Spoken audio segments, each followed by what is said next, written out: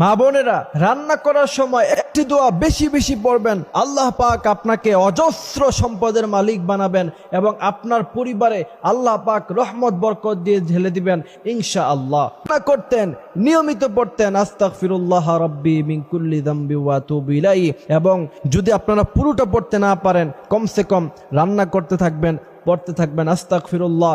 সকালবেলা ঘুম থেকে উঠেই রান্নাঘরে যখন আমাদের মা বোনেরা চলে যায়, রুটি বানায়, সবজি বানায়, যেই কোনো ধরনের খাবার তারা বানায়, তখন যদি তারা পড়তে পারে আস্তাগফিরুল্লাহ আস্তাগফিরুল্লাহ আস্তাগফিরুল্লাহ,